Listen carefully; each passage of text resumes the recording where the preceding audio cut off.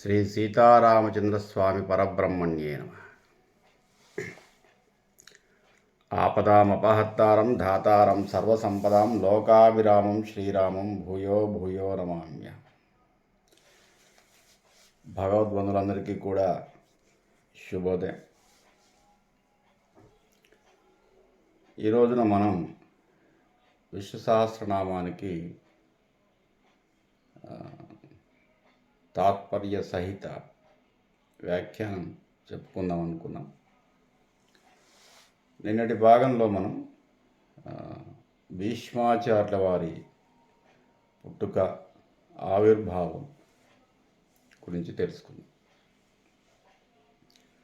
మనకు మహాభారతంలో అనుశాసనిక పర్వం,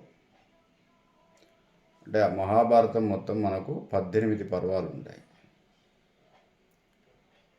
ఆది పర్వము, సభాపర్వము, అరణ్య పర్వము, ఉద్యోగ పర్వము, విరాట పర్వము,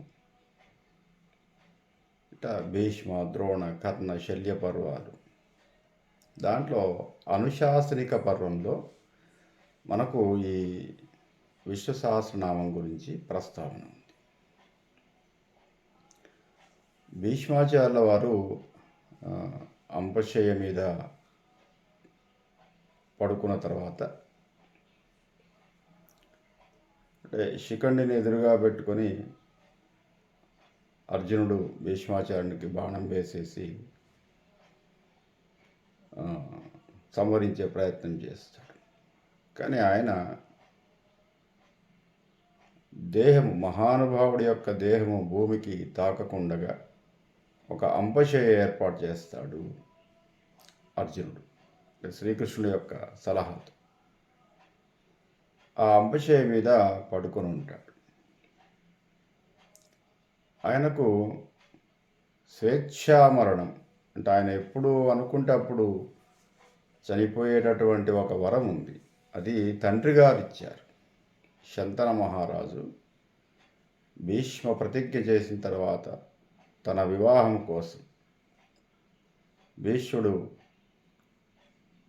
బ్రహ్మచారిగా ఉంటానని చెప్పేసి ప్రతిజ్ఞ చేసిన తర్వాత, నాయన, నా వివాహం కోసం నువ్వు ఇంత ప్రతిజ్ఞ చేశావు అని ఆయన ఒక వరం ఇచ్చాడు. నువ్వు ఎప్పుడు అనుకుంటే అప్పుడు పరమపదం చెందుతావు నాయన, స్వేచ్ఛా మరణాన్ని నువ్వు పొందుతావని చెప్పేసి అన్నాడు.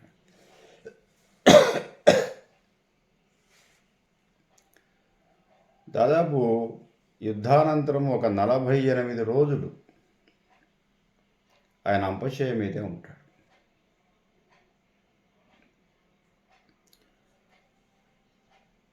ఆ విధంగా ఉన్న సమయంలో శ్రీకృష్ణుల వారిని ధ్యానం చేస్తూ ఉంటాడు భీష్మాచార్య.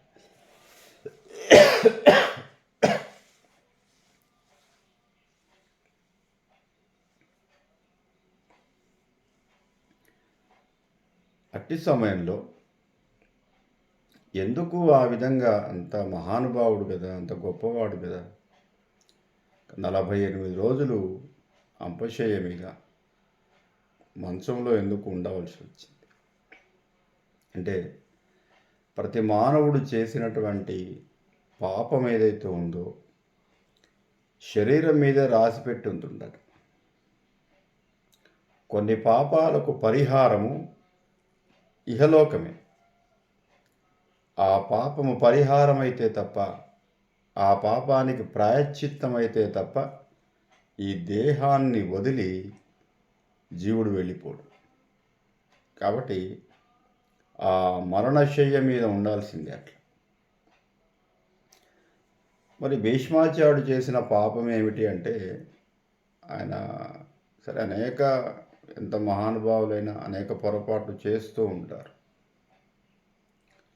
అందుకే మన వాళ్ళు ఏం చెప్తారంటే, చాలా గొప్పవాడు ఏదైనా పొరపాటు చేసినా దాన్ని మంచి అని గ్రహించారట. ఆర్య వ్యవహారంబు దృష్టంబు గ్రాహ్యంబు.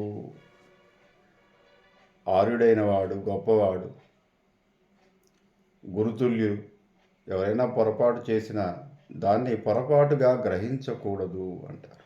కానీ ధర్మం దృష్టిలో అందరూ సమానమే. ఆ, ధర్మరాజు జూదమాడిన తర్వాత ద్రౌపదిని అవమానిస్తున్న సమయంలో దుర్యోధనాదులు ఆ సమయంలో ఏమీ అనకుండా ఉన్నాడు. అంటే ధర్మరక్షకుడు ఎట్లా ఉండాలంటే మౌనంగా ఉండటానికి వీల్లేదు. ధర్మాన్ని నిలబెట్టడం కోసం ప్రయత్నం చేస్తూనే ఉండాలి. ఎందుకు అలా ఉన్నాడంటే దానికి ఒక ప్రత్యేకమైన కారణాలు ఉన్నాయి. భీష్మాచార్యుడు మౌనంగా ఎందుకున్నాడు ద్రౌపదిని అవమానిస్తున్న సమయంలో అంటే దానికి నేపథ్యం వేరే ఉంది. అది పాపముగా పరిగణింపబడింది. ఆయన మనసులో కూడా ఉంది. అయ్యో, ఒక స్త్రీని ఇట్లా అవమానిస్తుంటే నేను చూస్తూ ఉన్నానే అని చెప్పేసి ఆయనకు మనసులో ఆ ప్రాయశ్చిత్తం ఎలాగా అని చెప్పేసి ఆలోచిస్తున్న సమయంలో ఈ సమయం దొరికింది. ఆయన ఎందుకు ఆ విధంగా 48 రోజులు ఉన్నాడు అంటే ఉత్తరాయణంలోనే నేను అంటే దక్షిణాయనంలో ఆయన అంపశయ మీద ఉన్నాడు. ఉత్తరాయణం వచ్చే వరకు అది కూడా మాఘ శుద్ధ ఏకాదశి వచ్చే వరకు కూడా నిన్నటి రోజున ఆయన పరమపదం చెందారు. ఏకాదశి వరకు కూడా ఆ విధంగానే ఉన్నాడు. యుద్ధం అయిపోయిన తర్వాత ఎక్కడి వాళ్ళు అక్కడికి వెళ్ళిపోయారు పాపం భీష్మాచార్యుని వదిలేసి. తర్వాత ధర్మరాజు బాగా మదన పడుతున్నాడు. పితామహుడైనటువంటి భీష్మాచార్యుల వారు అంపశయ మీద ఉన్నారు, వాళ్ళు ఎలా ఉన్నారు, ఎండకు ఎండుతున్నాడు, వానకు తడుస్తున్నాడు 48 రోజులు, నీరు లేదు, ఆహారం లేదు, అలా ఉండిపోయాడు ధ్యానంలో. ఆ సమయంలో పశ్చాత్తాపడుతున్నాడు ధర్మరాజు. అయ్యో, ఇంతమందిని సంహరించాని, ఏమిటి ఈ పాపం. అట్లా మదనపడే సమయంలో శ్రీకృష్ణుల వారు చెబుతారు, నాయన ధర్మ సూక్ష్మాలన్నిటికీ కూడా సమాధానం చెప్పగల వ్యక్తి భీష్మాచార్యుడు. నన్ను బాగా ధ్యానం చేస్తున్నాడు నాయన, మనమంతా కలిసి అక్కడికి వెళ్దామని చెప్పేసి శ్రీకృష్ణుడు, పాండవులు భీష్మాచార్యుడి దగ్గరికి వెళ్తారు. ఇప్పుడు అనేక ధర్మ సందేహాల్ని నివృత్తి చేసుకుంటాడు యుధిష్ఠిరుడు. ఆ సమయంలో వ్యాస భగవానుడు కూడా అక్కడికి వస్తాడు. ఈ విధంగా ధర్మ సందేహాలు చెబుతూ అనేక రకాలైనటువంటి విషయాలు ప్రస్తావిస్తాడు. కలియుగ ధర్మాలతో పాటుగా మానవ ధర్మాలు, మానవ సంబంధాలు, శాస్త్ర సంబంధమైన విషయాలు, రాజ్య సంబంధమైన విషయాలు, మహారాజు యొక్క లక్షణాలు, పరిపాలనా దక్షత, ఒకటేవి అనేక రకాల విషయాల్ని ప్రస్తావిస్తూ విష్ణు సహస్రనామాన్ని కూడా ఆయన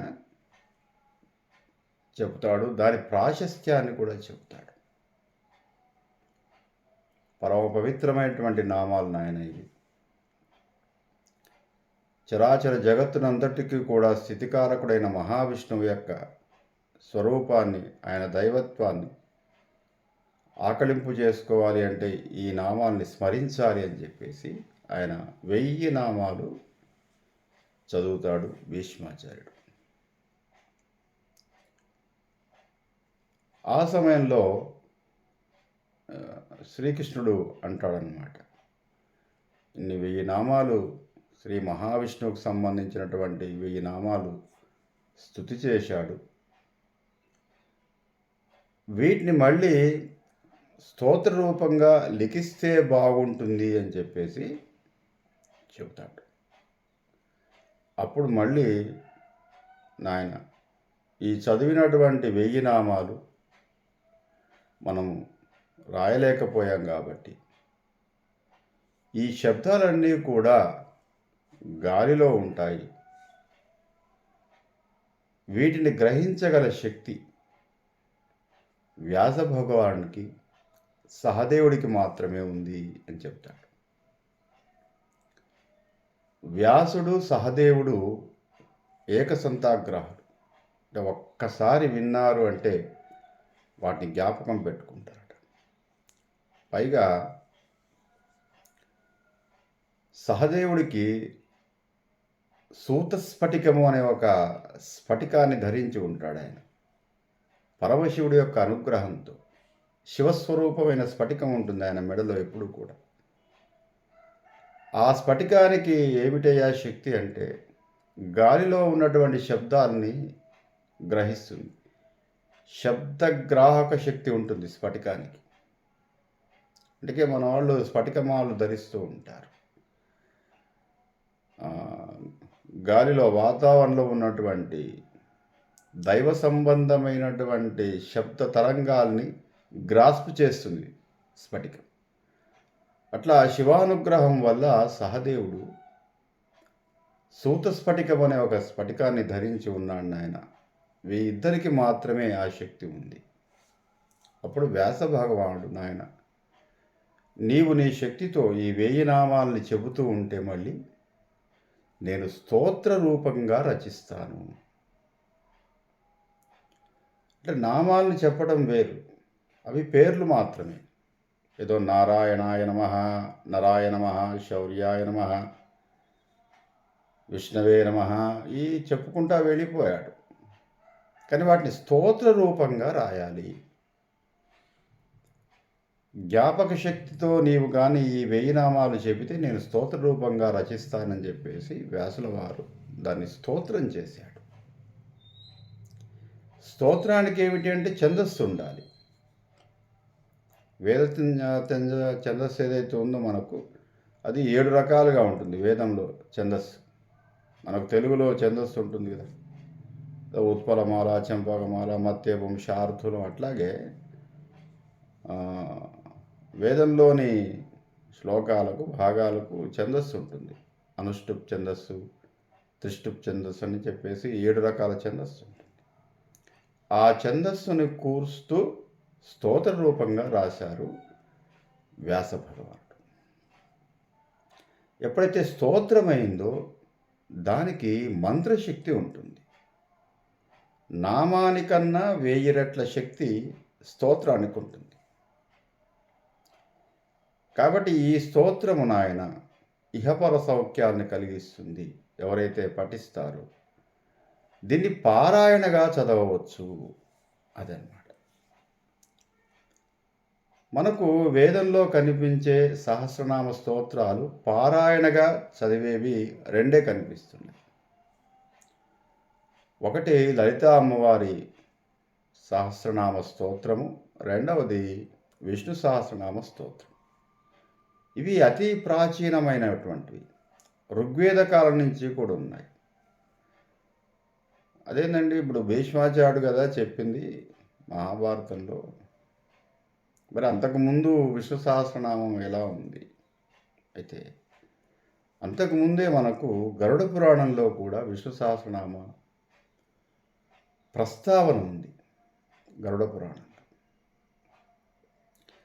గరుడ పురాణంలో స్వయంగా శ్రీ మహావిష్ణువు రుద్రుడికి చెబుతాడు, శివుడికి చెబుతాడు. విష్ణు సహస్రనామం యొక్క ప్రాశస్త్యము, దాని గొప్పతనము, దాని పాలన అదంతా కూడా శివుడికి శ్రీ మహావిష్ణువు చెబుతాడు గరుడ పురాణంలో. అదేవిధంగా పద్మపురాణంలో స్వయంగా శివుడు పార్వతికి ఉపదేశిస్తాడు విష్ణు సహస్రనామం. అయితే ఈ రెండింటికి ప్రాశస్త్యం పొందలేదు. ప్రాశస్త్యము అంటే స్తోత్ర రూపంగా లేదు. విష్ణు సహస్రనామం యొక్క గొప్పతనాన్ని వివరించారే తప్ప స్తోత్ర రూపంగా లేదన్నమాట. అందువల్ల పారాయణ చేసుకోవడానికి వీలుగా అప్పుడు బోధింపబడలేదు. చెప్పారంతే, ప్రస్తావన ఉంది. విష్ణు సహస్రనామాల గురించి చెప్పారు. శ్రీ మహావిష్ణువు శివుడికి చెప్పాడు. పద్మపురాణంలో శివుడు పార్వతీదేవికి చెప్పారు. ఆ తర్వాత మళ్ళీ మనకు కీర్తిశకం 1వ శతాబ్దంలో శంకర భగవత్పాదులు, ఆది శంకరాచార్య మహాస్వామి, ఆయన విష్ణు సహస్రనామానికి భాష్యం చెప్పారు. భగవద్గీతకు భాష్యం చెప్పారు ఆయన.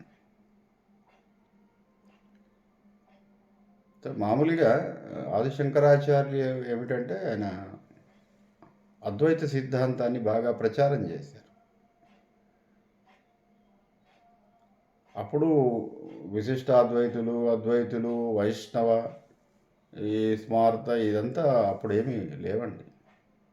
ఉన్నదంతా ఒకటే అద్వైతం. ఆది శంకరాచార్య మహాస్వామి కరావలంబన స్తోత్రం రాశాడు. లక్ష్మీ నరసింహస్వామి వారి యొక్క మూలమంత్రాన్ని రోజు జపం చేసేవారట. ఆయన అనుష్ఠానం దైవం ఎవరంటే నరసింహస్వామి. కనకతార స్తోత్రం చేశారు మహాలక్ష్మి మీద. ఆయనకేమీ భేదం లేదండి, అప్పుడు ఏ భేదము లేదు. వైష్ణవులు వీళ్ళు, స్మార్తులు వీళ్ళు, ఇంకేదో ఏం లేదు. విష్ణు సహస్రనామ భాష్యము రాసినటువంటి మొట్టమొదటి వ్యక్తి ఆది శంకరాచార్య. ఆ విధంగా ఆయన తర్వాత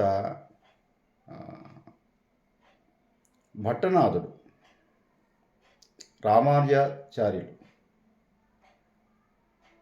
రామానుజాచార్యులు గారు విష్ణు సహస్రనామ భాష్యం రచించారు. తర్వాత బాణభట్టు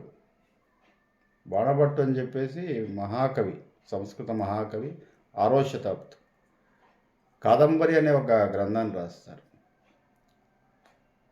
దాంట్లో విష్ణు సహస్రనామాన్ని ప్రస్తావిస్తూ ఒక మహారాజా భార్య ప్రసవించిన సమయంలో ఆ బాలకుడు చావు బ్రతుకుల మధ్య ఉంటాడు. ప్రసవించగానే ఆ చిన్న బాబు ఏదో జబ్బుతో ఉంటారు. అప్పుడు బాణభట్టు ఒక 2 విప్రుల్ని పిలిపించేసి విష్ణు సహస్రనామ స్తోత్రం పారాయణం చేయమంటాడు ఆ బాలకుని దగ్గర. ఆ అబ్బాయి బ్రతుకుతాడు.